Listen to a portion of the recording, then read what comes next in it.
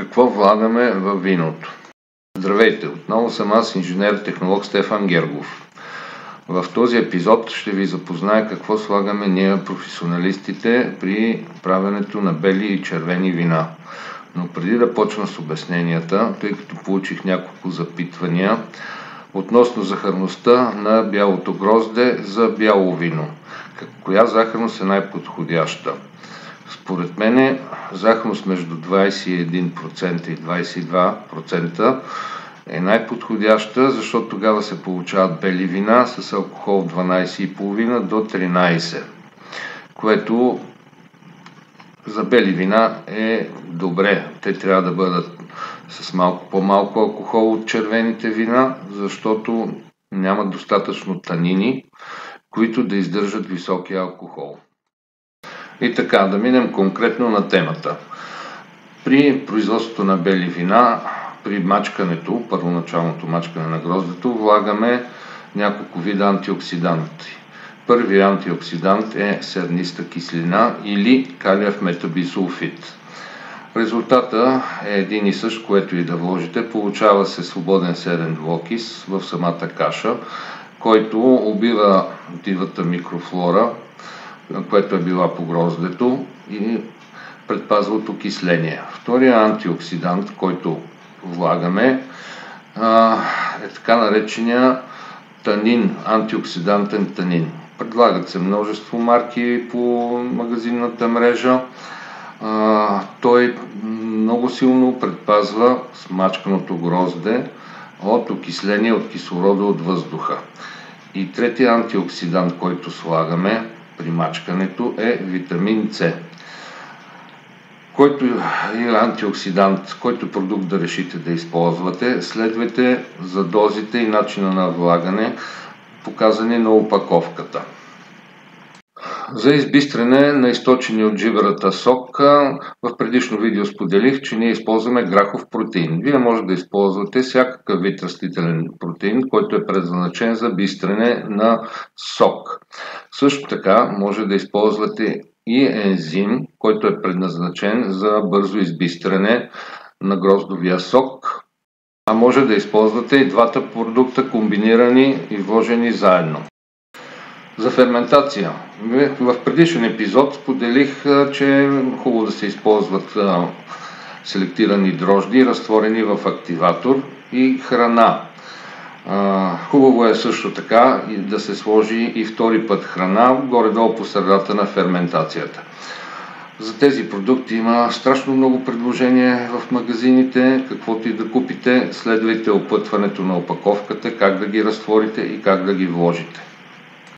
По време на алкохолната ферментация, още от самото начало, за бели вина е препоръчително да се сложи продукта PVPP. Този продукт отстранява някои субстанции, които в последствие могат да предизвикат покафеняване на виното и съответно намаляване на ароматите или да притежават груби, горчиви нотки. Този препарат отстранява тези проблеми предварително, преди да са се появили. И накрая, след алкохолната ферментация, когато виното започна да се избистря, в него може да се вложат ензими.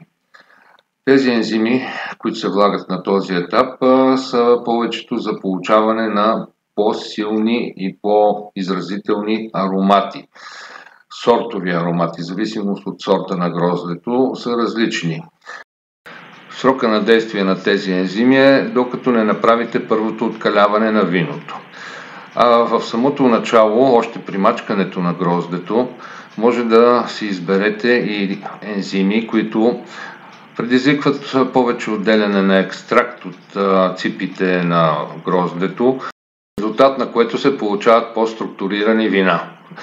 За влагането на ензимите следвайте инструкциите на опаковките. При производството на червени вина влагаме подобни материали. Така както и при белите вина, влагаме серниста киселина или калиев метабисулфит. Също така влагаме и някои видове танини. Можем да вложим танин, който да фиксира в последствие цвета на червеното вино. Може да вложим танин, който да направи една обемна структура на бъдещото вино, което да е хармонично и приятно. А може да сложим и антиоксидантен танин, който предпазва от окисление. Също така при самото мачкане може да вложим и няколко вида ензими. Някои ензими са за запазване на цвета, подобно на танина. Някои ензими са за подобряване на извличане на повече цвят от ципите на гроздето. Този ензим го препоръчвам за по-светлите сортове, като широка мелнишка лоза, памит, ганза. И така, за старт на алкохолната ферментация, както и при белите вина, препоръчвам селектирани дрожжи да използвате, които да се разтворят в активатор и да се добави храна. Хубаво е по средата на ферментацията да се добави втора храна.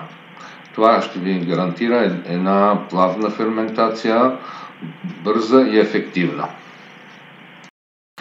И накрая, след края на алкохолната ферментация и след източване на готовото младо вино от джибрата и с неговото избистрене, може да вложите ензими за оттежаване върху утайките, от които да извлечете страшно много аромати.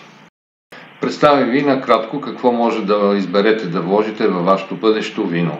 За повече информация не се колебаете да ме потърсите или да посетите моя сайт. Там ще намерите и много друга полезна информация. Благодаря за отделеното внимание, за да изгледате клипа.